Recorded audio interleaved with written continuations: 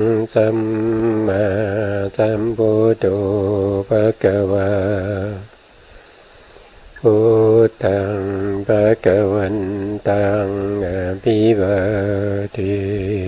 มิสวากขาโตภะคะวะตาธัมโมธัมมังนัมมาสามิสุปฏิปันโนภะคะวะโตสาวกสังโฆสังฆังนะมามิ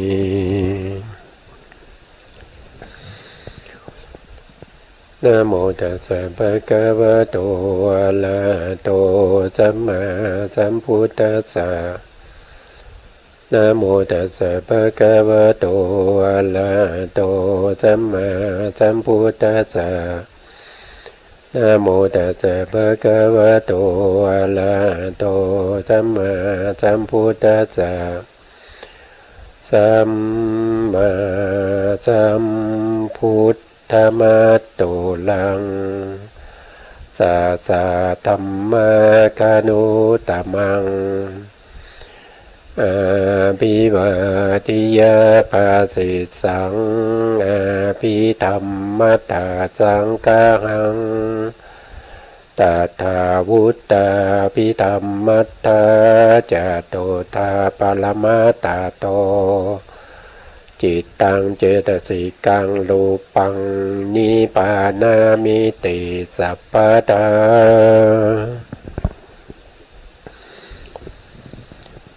ขอกราบนมัสการพระมหาเถระพระสังฆาธิการพระเถรานุเถระและขอสวัสดีท่านผู้ฟังและผู้ชมทุกท่านที่ติดตามในรายการพระไตรปิฎกลอยฟ้าในเนื้อหาของพระอภิธรรมนะครับครั้งนี้ก็เป็นครั้งที่สองนะครับในเรื่องของนิพพานปรมัตถ์ซึ่งอยู่ในปฏิเฉทที่6นะครับอยู่ในปฏิเฉทที่6เป็นปฏิเฉทเดียวกันกับเรื่องของรูปที่เราเพิ่งศึกษากันจบไปแล้วนะครั้งนี้เราก็มาพูดถึงในเรื่องของนิพพานนะครับนิพพานเนี่ยเป็น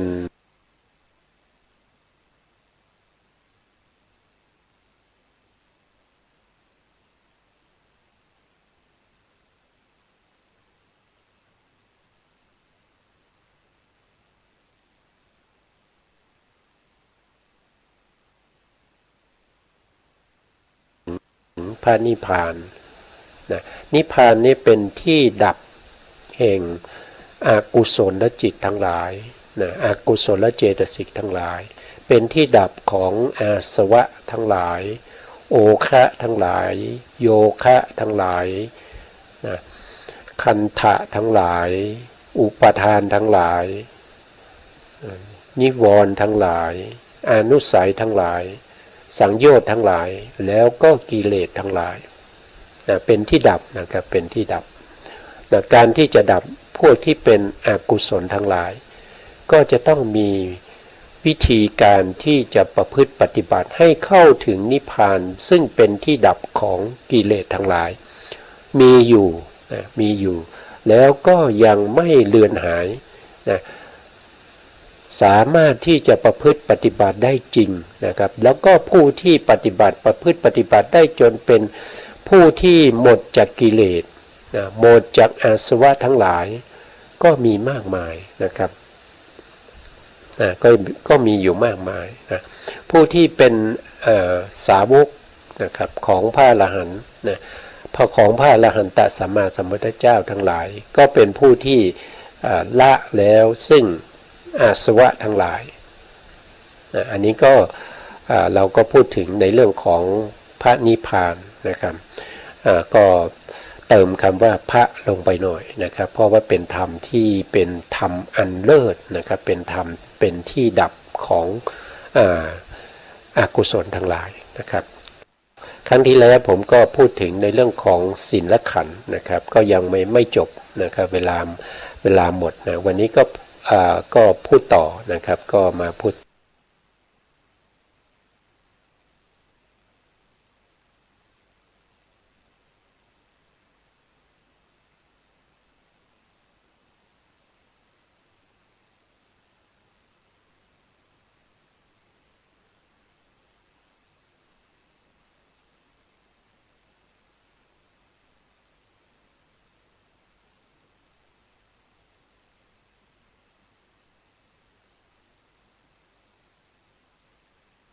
คาถาซึ่งมีอยู่4 บาทนะครับ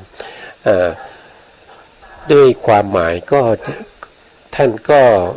แปลออกมาเป็นอัฏฐะนะครับเป็นอัฏฐะไม่ได้แปลโดยการยกศัพท์นะครับก็คือพระสัมมาสัมพุทธเจ้าทั้งหลายนะครับทั้งหลายนะครับไม่ใช่องค์เดียวนะพระสัมมาสัมพุทธเจ้าทั้งหลายก็คือพระพุทธเจ้าทุกพระองค์นะครับที่มาอุบัติเนี่ยนะครับมาอุบัติในมนุษย์โลกนะครับท่านได้แสดงไว้ว่าพระพุทธเจ้าที่มาอุบัติในโลกมนุษย์นี่มีมากมายแล้วก็อุบัติแล้วก็ปรินิพพานไปแล้วมากกว่าเม็ดทรายในมหาสมุทรเสียอีกแต่ว่าสัตว์ทั้งหลายอย่างพวกเราทั้งหลายเนี่ยถึงแม้ว่าได้พบกับพระพุทธเจ้านะครับในอดีตมาแล้วมากมายแต่เราก็ยังไม่สามารถที่จะตามเสด็จพระองค์เข้าสู่ปรินิพพานได้นะต่อไปนี้นะครับต่อไปนี้เราก็พยายามที่จะประพฤติปฏิบัติตามคำสั่งสอนของพระสัมมาสัมพุทธเจ้านะครับแล้วก็ให้เดินทางตามพระพุทธองค์เข้าสู่พระนิพพานด้วยกันนะครับทุกๆลูกทุกๆองค์ทุกๆคนนะครับเราจะเข้าสู่พระนิพพานด้วยกันนะผู้แสวงหาคุณอันยิ่งใหญ่คือศีลขันธ์นะศีลขันธ์ศีลก็คือเป็นสภาวะที่ดับซึ่งกิเลสนะครับเป็นตัวที่ดับกิเลสที่ล่วงออกมาทางกายแล้วก็วาจาที่เราเรียกว่าวีติกมะกิเลสนะครับที่ล่วงออกมาทางกายวาจาใจทางกายกับทางวาจานะครับโดยศีลนะโดยศีลนะครับขันธ์ก็แปลว่าคุณอันยิ่งใหญ่นั่นเองนะครับในที่นี้ขันธ์แปลว่าคุณอันยิ่งใหญ่นะครับไม่ได้แปลว่ารูปขันธ์หรือว่าเวทนาขันธ์สัญญาขันธ์สังขารขันธ์นะครับไม่ได้แปลอย่างนั้นนะครับอันนี้เป็นในตรงนี้นะครับก็คือศีลเนี่ยเป็นคุณเป็นสภาวธรรมที่แสวงหาคุณอันยิ่งใหญ่นะคุณอันยิ่งใหญ่ศีลครั้งที่แล้วผมก็พูดถึงในเรื่องของเจตสิกศีลเจตสิกศีลก็จะมีอยู่3ใช่ไหมครับก็จะมีสัมมาวาจาสัมมากัมมันตะสัมมาอาชีวะนะครับนอกจากเจตสิกศีลแล้วก็ยังมีเจตนาศีลนะเจตนาศีลก็คือได้แก่อะไรก็คือได้แก่ตัวเจตนานะครับเจตนาเจตสิกที่อยู่ในสัพพจิตตสาธานะเจตสิกอันนั้นก็คือศีลเหมือนกันนะครับศีลยังไงก็คือศีลในการที่เรามีการสมาทานก็คือการเว้นมีความตั้งใจนะครับมีความจงใจที่จะรักษาศีลที่จะเว้นจากการทำปาณาติบาตเว้นจากการเบียดเบียนสัตว์นะมีความตั้งใจมีเจตนานะครับมีเจตนาเพราะฉะนั้นเจตนาก็คือเป็นศีลเหมือนกันนะมีเจตนาในการละเว้นจากการฆ่าสัตว์ละเว้นจากการถือเอาสิ่งของที่เจ้าของเขาไม่ได้ให้ด้วยอาการลักขโมยนะแล้วก็มีความตั้งใจนะครับในการที่จะเว้นจากการประพฤติผิดในกามนะครับไม่เป็นชู้กับภรรยาผู้อื่นนะครับไม่เป็นชู้สาวกับลูกสาวของผู้ที่มีพ่อแม่รักษาอยู่นะครับแล้วก็ไม่พูดปดนะแล้วก็ไม่ดื่มสุรานะครับเมลัยทั้งหลายรวมทั้งยาเสพติดทั้งหลายด้วยนะอันนี้ก็เป็นเรื่องของศีล5ศีล5เนี่ยเป็นศีลที่เราเรียกว่าเป็นนิจจศีลนะครับนิจจศีลเนี่ยก็คือศีลของมนุษย์ทุกคนนะครับไม่ใช่ว่าจะเป็นศีลของผู้ที่นับถือศาสนาพุทธเท่านั้นนะครับศีล5นี่เป็นนิจจศีลของมนุษย์ศีล5นี่เป็นศีลที่กันไม่ให้เราไปสู่อบายนะครับไม่ให้เราไปสู่อบายนะครั้งที่แล้วก็พูดถึงว่ามีคนน้อยใจนะครับเป็นชาวพุทธนี่แหละนะครับเป็นชาวพุทธนี้นะครับเขาเกิดความน้อยใจว่าชาวพุทธเราเนี่ย ก็จะมีการอาราธนาศีลมีความตั้งใจในการที่จะรักษาศีลนะครับแล้วเมื่อสมาทานศีลแล้วก็ไม่ได้ประพฤติปฏิบัตินะครับไม่ได้รักษาศีลพูดง่ายๆนะครับก็จะทำให้เขาเนี่ยไปตกนรกนะครับไปตกนรกหรือไปอบายไปเป็นเดรัจฉานเป็นเปรตเป็นอสุรกายเพราะฉะนั้นผู้ที่นับถือศาสนาพุทธก็มีจุดมุ่งหมายไปอบายสิครับเขาพูดอย่างนี้นะครับส่วนศาสนาอื่นเนี่ยเขาไม่มีการอาราธนาศีลเขาไม่มีศีลเพราะฉะนั้นเขาทำผิดศีลเขาก็ไม่ต้องไปอบายสิครับเห็นไหมเขาพูดอย่างนี้นะครับเขาบอกว่าศาสนาอื่นเขาไม่มีศีลนะครับเพราะฉะนั้นเขาทำผิดศีลก็ถือว่าไม่ได้ผิดศาสนาเขาไม่ต้องไปอบายนะครับแต่พุทธเราเนี่ยทำไมต้องไปอบายนะเพราะฉะนั้นชาวพุทธก็ไปอยู่ในอบายมากสิครับเขาพูดอย่างนี้คือจริงๆแล้วคำว่าศีลนะครับศีลห้าเนี่ยการฆ่าสัตว์เบียดเบียนสัตว์การลักทรัพย์การประพฤติผิดในการพูดเท็จการดื่มสุราพวกนี้นะครับเป็นนิจศีลเป็นศีลของสัตว์โลกทั้งหลายนะครับไม่ว่าคุณจะอยู่ในศาสนาไหนก็ตามนะถ้าคุณไปฆ่าสัตว์เนี่ยมันมีความผิดเหมือนกันเท่ากันหมดนะครับไม่ว่าจะอยู่ศาสนาไหนก็ตามนะมันมีความผิดหมดนะจุดมุ่งหมายของผู้ฆ่าสัตว์เนี่ยกรรมนั้นให้ผลมีโอกาสให้ผลเมื่อไหร่ก็จะต้องไปสู่นรกนะครับต้องไปสู่นรกเขาไม่ได้ถือหรอกว่าคุณนับถือศาสนาคริสต์ศาสนาอิสลามศาสนาอินดูศาสนาซิกศาสนาอะไรก็ตามนะ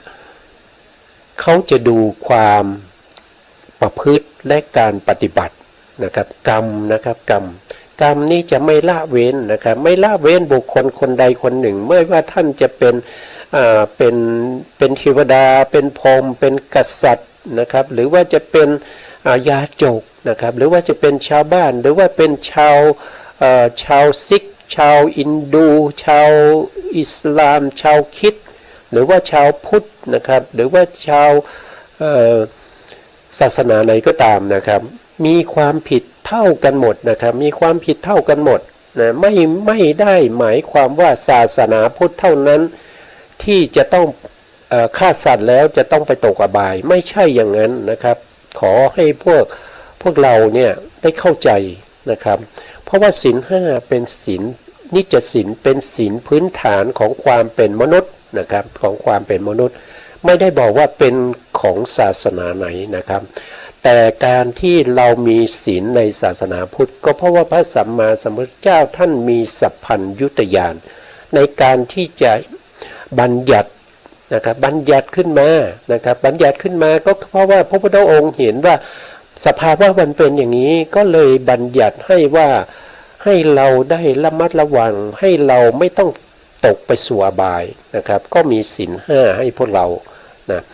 การที่เราสมาทานศีลเนี่ยศาสนาอื่นเขาไม่ได้สมาทานเนี่ย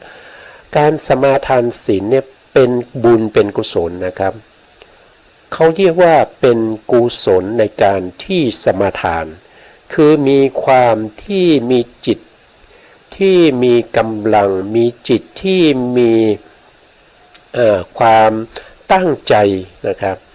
ตั้งใจในการสมาทานศีลเพราะฉะนั้นในขณะที่สมาทานศีลเนี่ยเราก็จะได้บุญนะครับเพราะว่าในขณะที่เราสมาทานเนี่ยเราก็น้อมจิตไปในศีลนั้นนะครับแล้วเราก็พนมมือนะครับพนมมือนะครับน้อมใจไปในศีลก็ได้ได้บุญทางมโนกรรมนะครับแล้วก็พนมมือก็ได้บุญจากกายกรรมนะครับแล้วก็มีการเอ่ยวาจานะครับปานาติปาตานี่อย่างนี้ก็ได้บุญทางวจีกรรมด้วยเพราะฉะนั้นในการสมาทานศีลครั้งหนึ่งเนี่ยเราก็จะได้บุญแล้วนะครับได้บุญไม่ว่าจะเป็นทางวาจาทางกายแล้วก็ทางมโนกรรมเนี่ยเราได้แล้วเราได้บุญแล้วดีกว่าเรานั่งเฉยๆหายใจอยู่เรื่อยๆนะครับจิตเราก็ฟุ้งซ่านไปนะครับ อันนั้นมันไม่ได้บุญเลยนะไม่ได้บุญเลยได้แต่อกุศลจิตก็คือเป็นโมหะที่มีความฟุ้งซ่านนะครับเป็นตัวนำพาให้เราไปสู่อารมณ์ต่างๆนะครับไปสู่อารมณ์ที่ดีก็เป็นอะไรก็เป็นโลภะนะครับมีความยินดีถ้าไปอารมณ์ที่ไม่ถูกใจนะครับเราฟุ้งไปถูกอารมณ์ที่ไม่ถูกใจก็กลายเป็นกุกุจจะก็คือเกิดความรำคาญใจขึ้นมาอีกนะครับเห็นไหมเราสมาทานศีลเราส่งจิตไปในศีลเราก็ได้บุญทางมโนกรรมเราพนมมือเราก็ได้บุญทางกายกรรมเราเอ่ยวาจาปานาติปาตาเวรมณีเราก็ได้บุญทางวจีกรรมด้วยนะครับเพราะฉะนั้นการสมาทานศีลไม่ได้มีความเสียหายใดๆเลยนะครับบางท่านก็จะบอกว่าศีลห้าเนี่ยบางศาสนาไหนก็มีนะครับศาสนาบางศาสนาในอินเดียเนี่ยก็จะมีศีลห้าด้วยนะครับเขาก็มีการสมาทานด้วยก็ตอบว่าใช่เขาก็ได้บุญตามนั้นนะครับได้บุญทั้งมโนกรรมได้ทั้งกายกรรมแล้วก็ได้ทางวจีกรรมด้วยแต่ศีลของเขาเนี่ยไม่ได้มีพื้นฐานของไตรสรณคมนะครับไม่ได้ตั้งอยู่บนไตรสรณคมเพราะฉะนั้นศีลของเขาเนี่ยจึงเป็นศีลประเภทที่เทียบระดับแล้วก็จะเป็นศีลที่ต่ำกว่านะครับเป็นศีลที่ต่ำกว่าเป็นหินะนะครับเป็นหินะศีลที่ต่ำกว่าศีลในพระพุทธศาสนาเพราะศีลในพระพุทธศาสนาเป็นศีลที่ตั้งอยู่บนไตรสรณคมนะครับโดยมีการก่อนที่เราจะรับษาศีลเนี่ยเราจะสมาทานศีลเนี่ยเราก็มีการไหว้พระนะครับแล้วก็เราก็จะเอ่ยนะครับแล้วก็ลึกถึงพระพุทธเจ้านะครับพุทธังสรณังกัจฉามินะครับ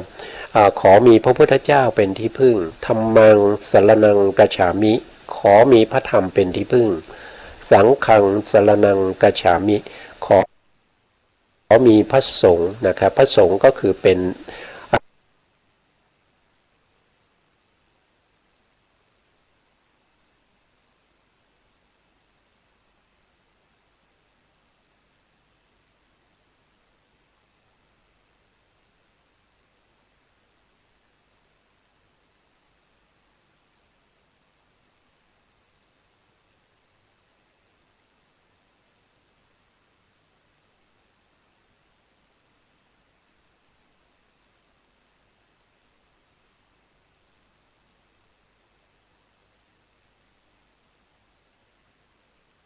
ขึ้นไปจนถึงนะครับมรรคปัญญานะครับผลปัญญาแล้วก็ปัจเจเวคขณะปัญญามาจากไหนก็คือมาจากศีลนะครับมาจากศีลถ้าเราไม่มีศีลเนี่ยถามว่าเราจะไปสมาธิได้ไหมนะครับอันนี้ก็พูดไว้ครั้งที่แล้วนะครับก็ไปไม่ได้นะครับเพราะว่าถ้าเราดูตัวสมาธิที่จะเกิดขึ้นได้เนี่ย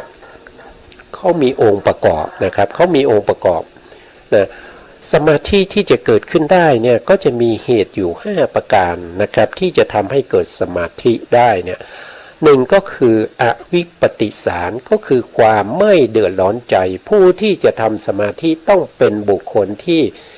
มีความไม่เดือดร้อนใจนะครับไม่มีความเดือดร้อนใจคือไม่ต้องไปทะเลาะกับใครไม่ต้องไปไปพูดจาที่มันไม่ดีกับบุคคลอื่นก่อนที่เราจะมาทำสมาธินะครับอันนั้นคือวิปฏิสารนะครับเป็นความรำคาญใจเป็นความที่ไม่สบายใจนะครับแล้วก็มาทำสมาธินะครับวิปฏิสารเนี่ยมันเป็นตัวที่ทำให้ไม่เกิดสมาธิคนที่จะมีสมาธิได้อันดับแรกจะต้องมีอวิปปิสารนะครับคือความไม่เดือดร้อนใจนะอันที่สองเนี่ยหลังจากที่เราไม่เดือดร้อนใจแล้วเราจะต้องมีปราโมทย์ด้วยนะปราโมทย์นะครับปราโมทย์ก็คือความเอิบอิ่มใจความสบายใจนั่นเอง นะครับหลังจากนั้นนะครับก็จะต้องมีปิติด้วยนะปิตินี้เกิดจากอะไรก็คือเกิดจากการที่เราระลึกไปถึงศีลใช่ไหมเมื่อเราระลึกไปถึงศีลข้อที่หนึ่งศีลข้อที่หนึ่งเราก็บริสุทธิ์เราไม่ฆ่าสัตว์เราไม่เบียดเบียนสัตว์แล้วเรายังมีความเมตตากรุณาต่อสัตว์ด้วยนะครับอย่างนี้ถ้าเรามีอุปนิสัยอย่างนี้ถ้าเราระลึกถึงศีลที่เราเคยทำเนี่ยเคยรักษาศีลไม่เบียดเบียนสัตว์เนี่ยมันก็จะทำให้เราเกิดเป็นปิติได้นะครับเกิดเป็นปิติเมื่อมีปิติเนี่ยปิติก็จะเป็นพื้นฐานให้เกิดปัสสัทธิเกิดปัสสัทธิก็คือความสงบนะครับความสงบของจิตแล้วก็เจตสิกนะครับจิตและเจตสิกก็เกิดความสงบนะ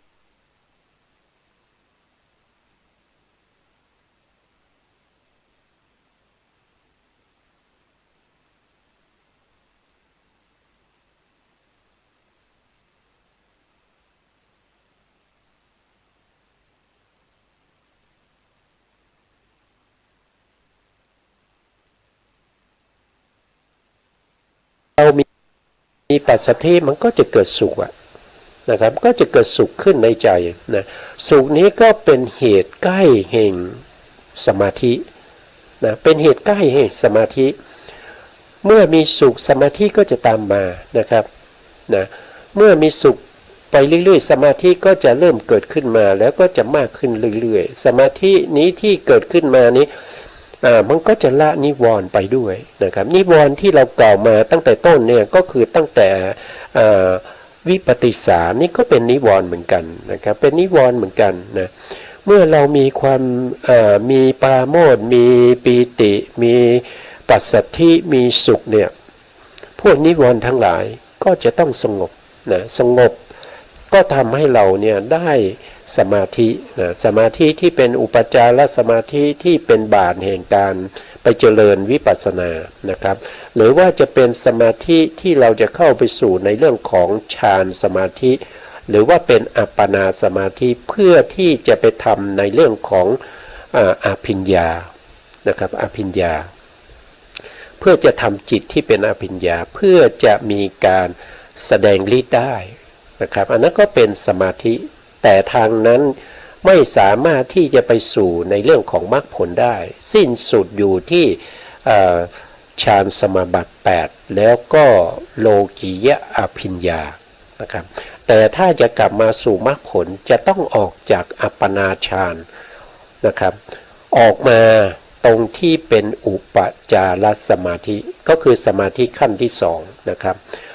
นะอัปปนานี่เป็นสมาธิขั้นที่3เป็นสมาธิที่มีกำลังมากแล้วแต่อุปจารสมาธิเป็นสมาธิที่มีกำลังเป็นสมาธิที่เฉียดแล้วก็ใกล้ต่อการที่จะเข้าสู่อัปปนาเข้าสู่ฌานต่อไปนะครับเมื่อเราถอยสมาธิออกมาที่อุปจารสมาธิแล้วก็มีกำหนดรู้ในเรื่องของนามและรูปนะครับ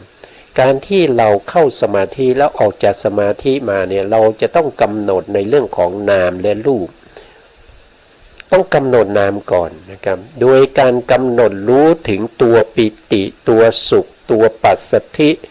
นะครับตัวสมาธินะครับที่เพิ่งออกมาเหล่านั้นเป็นอารมณ์ให้แก่ปัญญานะครับให้แก่ปัญญานะจนสามารถเห็นว่ารูปนามเหล่านี้นะครับนามเหล่านี้นะมีลักษณะเป็นอย่างไรนะครับสุขเนี่ยมันมีสุขอย่างไรนะคำว่าสุขเนี่ยมันสุขนะครับแต่ลักษณะของความสุขเนี่ยรู้จักหรือเปล่าต้องเข้าไปดูที่ลักษณะของความสุขเมื่อดูจนเข้าถึงความเป็นวสีเกิดความชำนาญนะครับเมื่อเราเข้าสมาธิปุ๊บเราก็สามารถที่จะดูถึงความสุขของสมาธินั้นได้ทันทีเลยจากนั้นเนี่ยเราก็จะต้องหาว่าที่สุขนั้นน่ะเป็นสุขที่เป็นนามธรรมและสุขที่เป็นนามธรรมเนี่ยมันมาได้อย่างไรนะครับ มันก็มาได้จากจิตใช่ไหมครับมันก็เป็นส่วนหนึ่งที่ประกอบกับจิตนะครับเมื่อรู้ว่าจิตที่เป็นสมาธิที่เป็นอุปจารสมาธิที่มีสุขด้วยนะครับมีสุขด้วยมีปัสสัทธิด้วยนะมันคือจิตนี้มันคือจิตอะไรนะเราก็ดูไปอีกว่าจิตนี้มันคือมหากุศลจิตที่เป็นจิตประเภทที่มีปัญญาประกอบที่เป็นญาณสัมปยุตนะครับเราก็จะได้ขันธ์สี่มาแล้วไม่ว่าจะเป็นเวทนาขันธ์ที่เป็นความสุขแล้วก็ไม่ว่าจะเป็นสัญญาขันธ์ที่จำได้นะครับที่จำได้หมายรู้นะครับว่าสุขนี้มันสุขอย่างไรที่เราเคยพิจารณาเห็นความจริงของเขาแล้วก็จำได้ว่าสุขนี้นะครับเกิดอยู่กับมหากุศลนั้นก็ได้ขันธ์อีกขันธ์หนึ่งก็คือได้สัญญาขันธ์นะแล้วก็จำได้ว่านะมีเจตสิกอื่นๆที่ประกอบอยู่ในนั้นอย่างเช่นปัญญานะครับอย่างเช่นปัญญาที่อยู่ในมหากุศลเนี่ยเป็นสังขารขันธ์นะครับปัญญาเนี่ยมีความเป็นตัวรู้นะครับเป็นตัวรู้ถึงสุขรู้ถึงปัสสัทธิรู้ถึงปิตินะครับรู้ถึงสัญญาอะไรพวกนี้นะครับนั่นก็แสดงว่าเราได้สังขารขันธ์มาด้วยนะในการพิจารณาจิตดวงหนึ่งเนี่ยเราก็จะได้ขันธ์มา4ขันธ์ละนะครับใน4ขันธ์เนี่ยก็จะมี1ก็คือเวทนาขันธ์นะ2ก็คือสัญญาขันธ์3ก็คือสังขารขันธ์4ก็คือวิญญาณขันธ์เมื่อเราได้จิตมานะครับเป็นมหากุศลแล้วรู้แล้วว่าจิตที่เกิดขึ้นตอนนี้ที่กำลังพิจารณาสภาวะธรรมเหล่านี้อยู่ในความเป็นนามธรรมเนี่ยจิตนั้นคือมหากุศลนะจิตนั้นคือมหากุศลเพราะฉะนั้นจากนั้นเราก็พิจารณาต่อไปว่ามหากุศลเนี่ยมันมาจากไหนนะครับมหากุศลเนี่ยมันมาจากไหนมันมาได้อย่างไรนะครับก็ไปหาสาเหตุเมื่อเราพิจารณาดูแล้วมหากุศลเนี่ยมันอาศัยหาทยวัตถุเกิดขึ้นนะครับหาทยวัตถุเกิดขึ้นหาทยวัตถุนั้นเป็นอะไรก็คือเป็นรูปนะครับเมื่อเราสามารถที่จะดูได้ว่าเกิดมาจากหาทยวัตถุนั่นแสดงว่าการพิจารณาในเรื่องของวิปัสสนาเนี่ยเราได้ทั้งสภาวะที่เป็นนามและรูปมาแล้วนะครับได้มาแล้วได้มาอย่างไรได้มาจากการพิจารณาด้วยการใช้สมาธิที่เข้าอัปปนาก่อนแล้วก็ถอยออกมาแล้วก็พิจารณาในปิติในองค์ฌานนะครับในองค์ฌานทั้งหลายนะครับองค์ฌานก็ได้นะครับพิจารณาตัววิตกวิจารนะครับวิตกวิจารปิติสุขนะแล้วก็เอกคตานะแล้วก็เห็นจิตนะเห็นจิตที่องค์ฌานนี้อาศัยเกิดจิตที่องค์ฌานอาศัยเกิดก็คือปฐมฌานนะครับปฐมฌานจิตนะแล้วก็ปฐมฌานจิตมาจากไหนก็คือมาจากหาทยวัตถุอาศัยหาทยวัตถุเกิดนะครับถ้าพิจารณาอย่างนี้ก็คือตัวที่ไปพิจารณานั่นก็คือมหากุศลที่เป็นญาณสัมปยุตดวงใดดวงหนึ่งใน4ดวงนั้นเป็นตัวพิจารณาเมื่อเราทำอย่างนี้ไปเรื่อยๆจนเกิดความชำนาญเกิดเป็นวสีขึ้นมานะครับเราก็จะสามารถเห็นสภาวะของรูปและนามได้ที่เข้าปรากฏอยู่ตลอดเวลานะครับ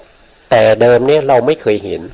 ถึงแม้เขาปรากฏตั้งแต่เราตื่นจนถึงเราหลับไปเนี่ยแต่เราไม่เคยเห็นเขาเลยนะครับ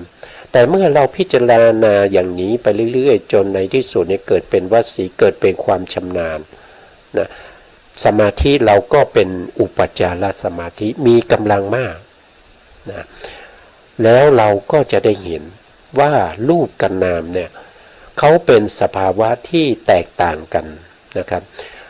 รูปเป็นสภาวะที่มีความสลายนะครับมีความสลายไปนะครับมีความดับมีความสลายมีความผุพังไปนะครับแต่นามธรรมเนี่ยเป็นสภาวะธรรมที่ เกิดขึ้นแล้วตั้งอยู่นิดหนึ่งแล้วก็ดับไป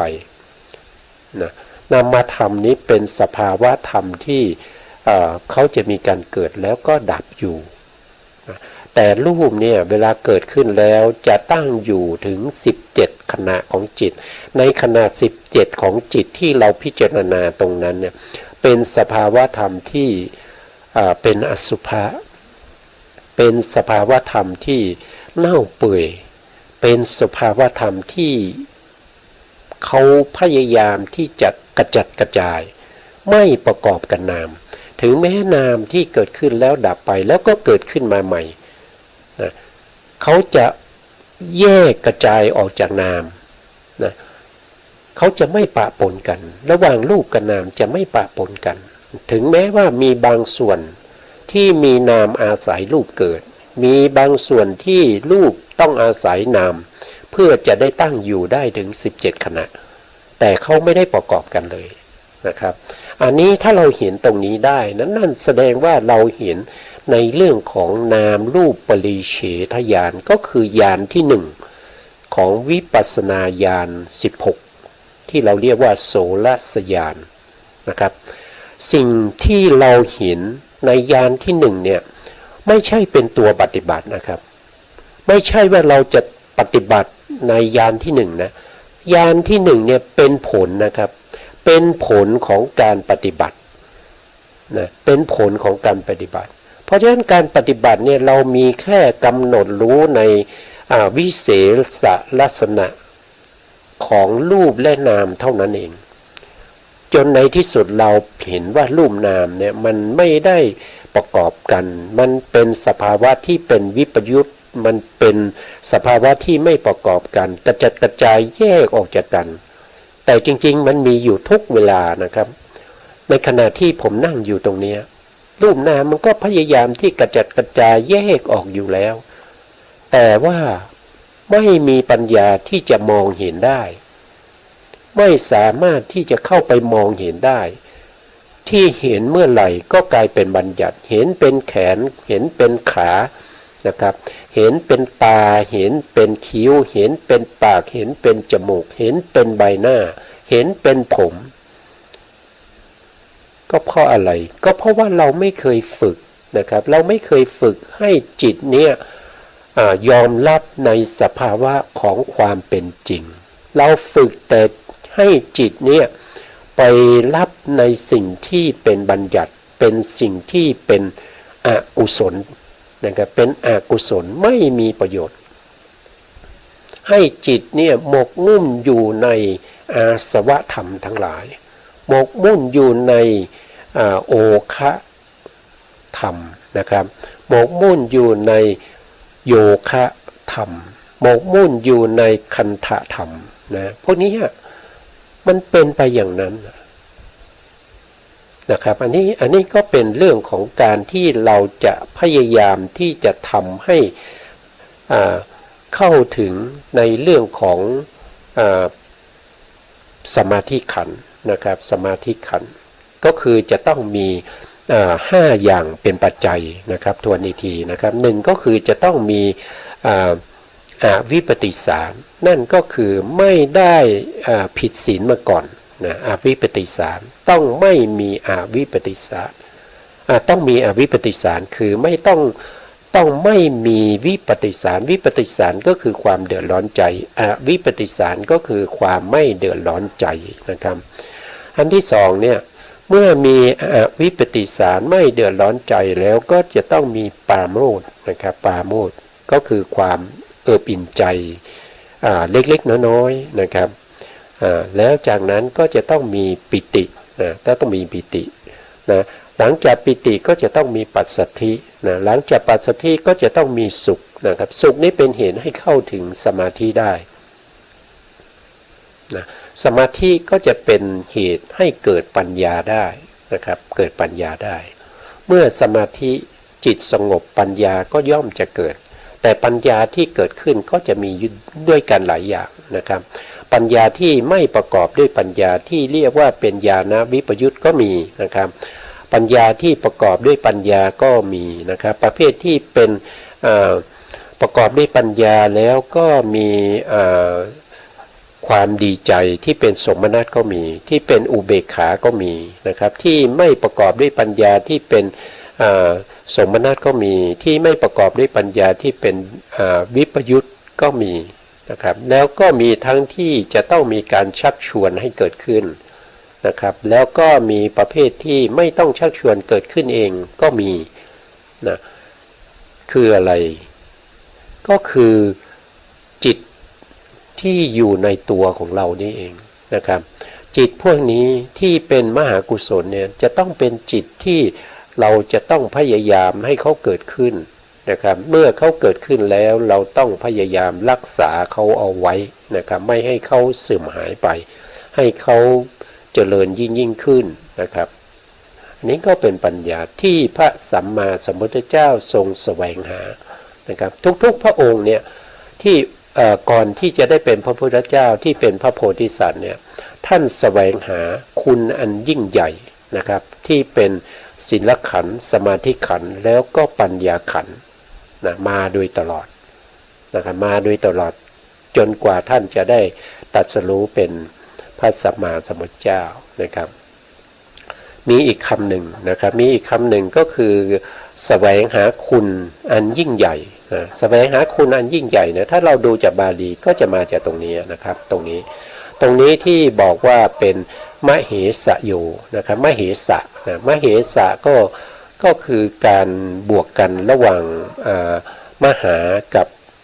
อิสินะอิสิก็แปลว่าฤาษีนะก็คือฤาษีก็คือเป็นผู้แสวงหานะครับหาอะไรก็คือหาคุณอันยิ่งใหญ่นะมเหนะครับมหาบวกกับอิสินะครับก็เป็นฤาษีนะครับเป็นฤาษีหรือว่าเป็นบางท่านอาจจะเรียกว่าเป็นมเหสีนะครับมเหสีนะครับแต่บาลีเนี่ยจะต้องออกเป็นไม่ใช่สีนะครับออกเป็นสินะครับก็คือมหาสินะครับมหาแล้วบวกกับอิสินะครับเป็นผู้ที่แสวงหาคุณอันยิ่งใหญ่นะครับคุณอันยิ่งใหญ่ก็คือศีลขันธ์สมาธิขันธ์ปัญญาขันธ์ที่ผมได้พูดไปนะครับผู้ที่พ้นแล้วจากตัณหาเครื่องร้อยลัดนะครับคือพระพุทธองค์เนี่ยนะที่แสวงหาคุณอันยิ่งใหญ่ทั้ง3เนี่ยนะจนในที่สุดได้ตรัสรู้เป็น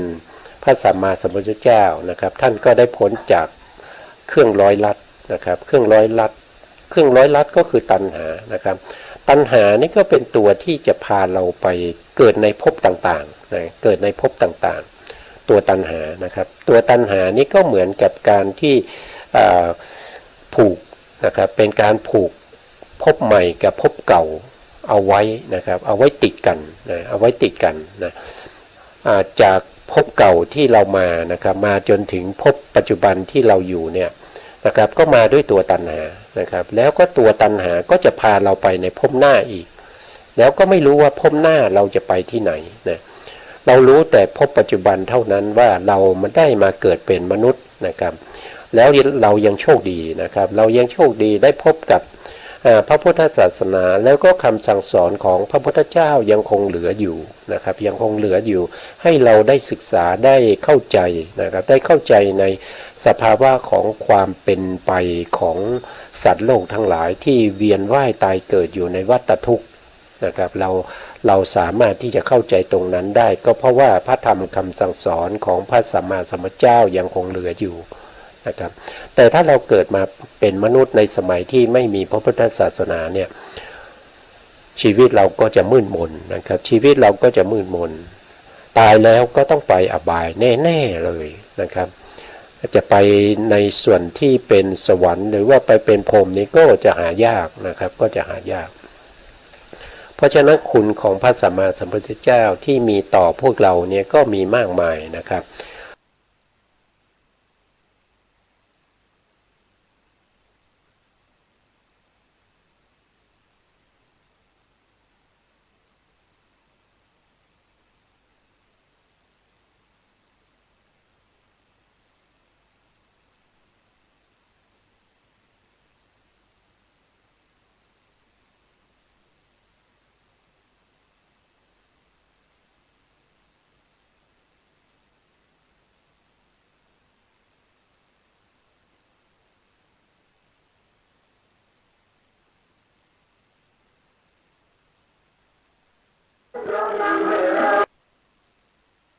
ระสัมมาสัมพุทธเจ้าทรงแสวงหานะครับทุกๆพระองค์เนี่ยที่ก่อนที่จะได้เป็นพระพุทธเจ้าที่เป็นพระโพธิสัตว์เนี่ยท่านแสวงหาคุณอันยิ่งใหญ่นะครับที่เป็นศีลขันธ์สมาธิขันธ์แล้วก็ปัญญาขันธ์นะมาโดยตลอดนะครับมาโดยตลอดจนกว่าท่านจะได้ตรัสรู้เป็นได้ไปถ้าถึงแล้วนะครับได้เป็นพระอรหันต์หรือว่าเป็นพระอริยบุคคลก็มาช่วยกันนะครับมาช่วยกันส่งเสริมแล้วก็จัดนะครับถูกนิพพานกำจัดไปนะครับถูกกำจัดไปนะครับแต่บางท่านอาจจะเข้าใจว่าอกุศลจิตเนี่ยมันเป็นจิตเป็นสภาวะธรรมที่มีการเกิดแล้วก็ดับอยู่เป็นประจำไม่ใช่หรือนะครับไม่ใช่หรือเราไม่จำเป็นที่จะต้องไปกำจัดอกุศลนะครับอกุศลมันเกิดขึ้นมันก็ดับไปอยู่แล้วเป็นธรรมดาอยู่แล้วนะครับก็ถูกต้องนะครับคือการดับอย่างนั้นนะมันเป็นการดับแล้วมันก็จะเกิดขึ้นมาใหม่นะครับมันก็จะเกิดขึ้นมาใหม่แต่การดับที่เราเข้าถึงพระนิพพานเนี่ยเป็นการดับที่สามารถจะดับแล้วไม่ให้มันเกิดขึ้นอีกต่อไปนะครับไม่ให้มันเกิดขึ้นอีกต่อไปการดับแบบนั้นนะเป็นการดับที่เข้าถึงพระนิพพานนะครับมันไม่เหมือนกันนะครับมันไม่เหมือนกันนะตราบใดที่เรายังเข้าไม่ถึงพระนิพพานเรายังไม่มีพระนิพพานเป็นอารมณ์เมื่อนั้นอกุศลธรรมทั้งหลายเนี่ยเมื่อมันเกิดขึ้นแล้วมันก็จะเกิดขึ้นอีกแล้วมันก็จะเกิดขึ้นซ้ำๆกันอยู่อย่างนี้แล้วมันก็จะเป็นตัวที่พาเราไปทุกขตินะครับพาเราไปเกิดในที่เราไม่ค่อยจะพอใจจะไปเกิดแต่เราต้องไปนะครับเพราะว่าอะไรก็เพราะว่าเราทำกรรมไว้นะเราทำกรรมไว้พอเราเกิดปุ๊บนะเราเกิดปุ๊บ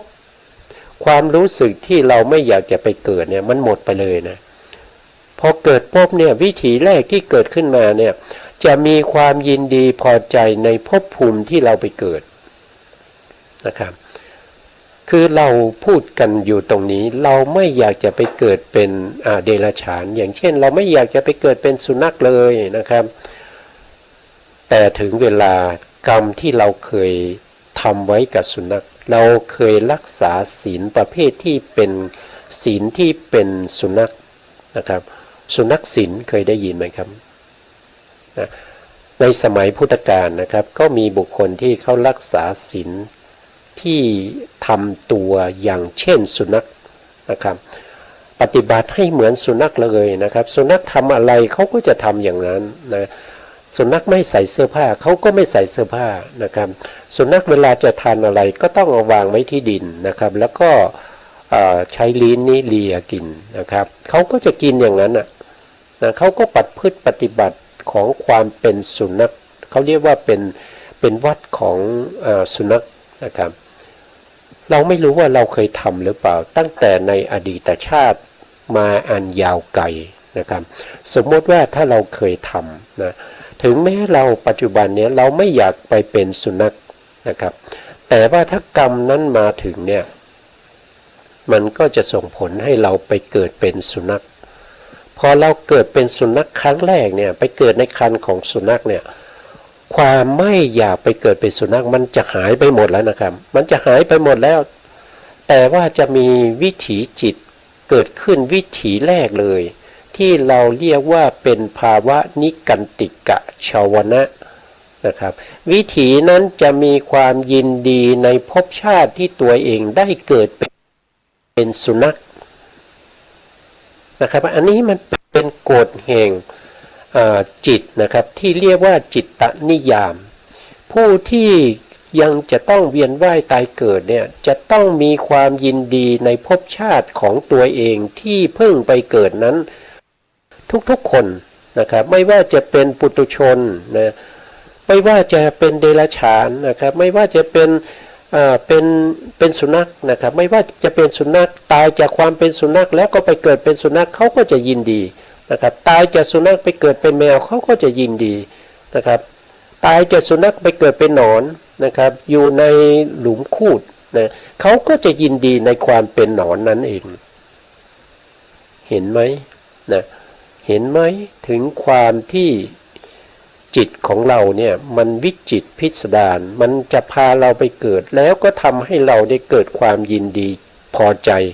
ในสภาวะของความเป็นอย่างนั้นนะแม้กระทั่งเป็นพระอริยบุคคลนะยกเว้นเฉพาะพระอรหันต์เพราะท่านจะไม่เกิดอีกแล้วนะถ้าเป็นพระอนาคามีพระอนาคามีก็ไปเกิดสมมติเขาไปเกิดนะครับเขามีศีลที่บริสุทธิ์แล้วเขามีสมาธิบริสุทธิ์แล้วแต่ปัญญาเขายังไม่ค่อยบริสุทธิ์เท่าไหร่เวลาเขาไปเกิดเขาต้องไปตามสมาธินะครับเขาไปตามสมาธิเพราะฉะนั้นเขาก็ไปเกิดเป็นรูปประพรหมบ้างอรูปประพรหมบ้างนะครับหรือว่าจะไปเกิดในสุทวาสนะพอเข้าไปเกิดปุ๊บเนี่ยเขาจะมีความยินดีพอใจในภพภูมิที่เขาเกิดก็จะเรียกว่าพอใจในรูปประภูมิรูปประภูมิพอใจในรูปฌานรูปฌานที่เขาเคยได้นะถึงแม้ว่าจะเป็นพระอนาคามีที่ไม่เคยทำสมาธิมาก่อนนะเขาก็จะต้องไปเกิดเป็นพรหมแน่นอนนะครับเพราะว่าเวลาที่เขาตายเนี่ยเขาจะได้นะครับได้สมาธิที่เป็นอัปปนาสมาธินะครับได้โดยสิทธิ์ที่เขาเป็นพระอนาคามีเพราะฉะนั้นพระอนาคามีจะเป็นบุคคลที่มีสมาธิที่สมบูรณ์นะครับมีศีลสมบูรณ์มีสมาธิที่สมบูรณ์แล้วก็มีปัญญาที่ใกล้จะสมบูรณ์แล้วปัญญายังไม่สมบูรณ์เต็มที่นะครับเพราะฉะนั้นเวลาเขาเกิดเขาต้องไปเกิดเป็นพรหมไปจากสมาธิไปจากความเป็นพระอนาคามีเขาจะมีความยินดีพอใจในภพภูมิในภพชาตินั้นนะครับตามที่เราได้ศึกษามานะครับในครั้งที่แล้วนะครับในเรื่องของวิถีจิตที่เป็นวิถีแรกของภพชาติไม่ว่าจะเป็นของใครก็ตามนะครับยกเว้นอยู่หนึ่งนะครับคือพูดก็จะมีส่วนเหลือนะครับยกเว้นอยู่ภูมิหนึ่งภูมินั้นไม่ได้เกิดด้วยจิตนะครับเกิดด้วยรูปเรียกว่าอสัญญาสัตว์เพราะฉะนั้นภูมินั้นเขาจะมีแต่รูปนะครับเพราะฉะนั้นเขาก็จะยินดีก็ไม่ใช่จะไม่ยินดีก็ไม่ใช่ก็เป็นเฉยๆนะครับแต่เขาเนี่ยมีความยินดีก่อนหน้านั้นที่เขาจะไปแล้วนะครับเขามีความยินดีที่จะทำที่เราเรียกว่าเป็นสัญญาวิราคะภาวนานั่นแสดงว่าเขายินดีที่จะไปเกิดในอสัญญาสัตตภูมิอยู่แล้วนะครับแต่เข้าไปในภูมินั้นเขาไม่มีจิตเพราะฉะนั้นเขาก็จะไม่มีการยินดีนะครับแต่บุคคลนี้เขายินดีก่อนแล้วนะครับเขายินดีก่อนที่เขาจะไปนะ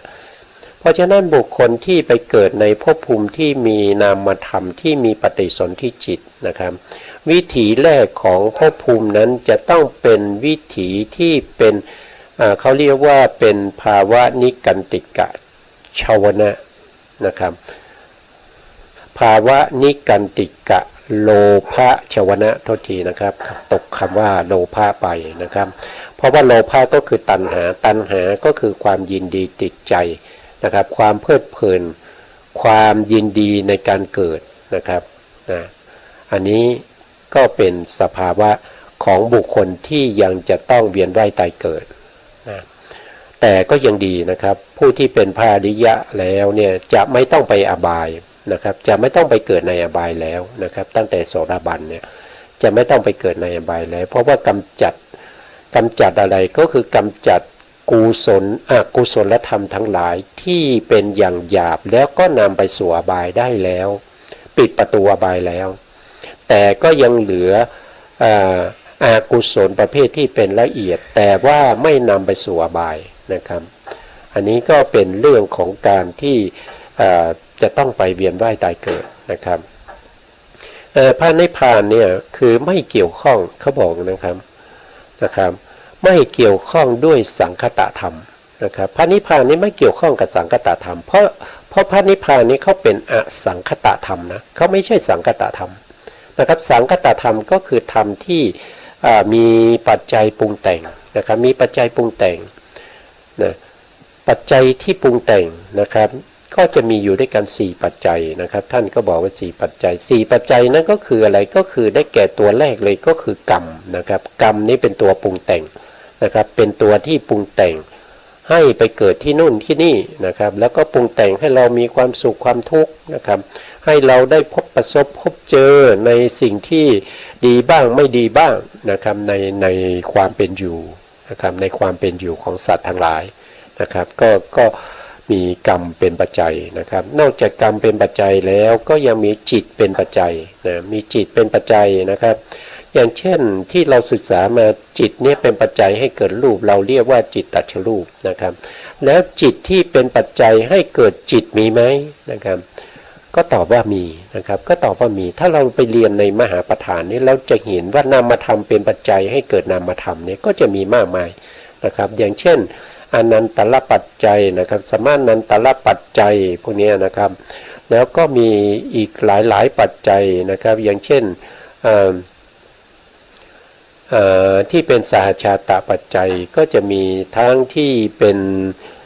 นนามเป็นปัจจัยให้เกิดนามเนี่ยมีมากมายนะครับถ้าเราไปศึกษาก็ถ้าเราศึกษาถึงตรงนั้นนะครับเราก็จะเข้าใจเองนะครับก็จะเข้าใจเองว่านามเป็นปัจจัยให้เกิดนามก็ได้นะครับแต่ที่เราศึกษามาจากครั้งที่แล้วเราจะเห็นว่าจิตเป็นปัจจัยให้เกิดรูปก็เรียกว่าจิตตชรูปนั่นเองนะครับแล้วนอกจากมีกรรมเป็นปัจจัยมีจิตเป็นปัจจัยแล้วก็มีอุตุเป็นปัจจัยด้วยอุตุเป็นปัจจัยนะครับอย่างเช่นถ้าเราร้อนเนี่ยจิตเราก็จะไม่ค่อยสบายนะครับก็จะมีความรู้สึกไม่ค่อยจิตเราก็จะไม่สบายคือมันจะกระวนกระวายนะครับแต่ถ้าเราอยู่ในห้องแอร์นะครับจิตเราก็จะสบายทำอะไรก็จะทำได้ด้วยสะดวกไม่ยุ่งยากเหมือนกับว่าเราต้องไปทำงานอยู่กลางแดดแล้วก็จะต้องมาคิดงานยากๆอยู่กลางแดดอย่างเงี้ยมันก็จะไม่เหมือนกันนะครับนะอันนี้ก็คืออุตุเป็นปัจจัยนะครับแล้วก็นอกจากอุตุแล้วก็จะมีอะไรอีกมีอาหารอีกนะครับมีอาหารเป็นปัจจัยอีกนะครับผู้ที่จะตรัสรู้ธรรมได้นี่ก็จะต้องมีอาหารที่เป็นสัพพยะนะครับมีหลายเรื่องนะครับในพระสูตรเนี่ยนะครับถ้ายกตัวอย่างก็น่าจะไม่พอนะครับเวลาก็จะเหลือนิดเดียวนะครับก็จะไม่พอก็เอาไว้ในโอกาสต่อไปก็จะคุยให้ฟังนะครับในเรื่องของการที่มีอาหารเป็นปัจจัยแล้วก็ทำให้พระภิกษุสงฆ์เหล่านั้นนะครับประมาณ60รูปเนี่ยได้ตรัสรู้ธรรมนะครับได้ตรัสรู้ธรรมนะครับนะ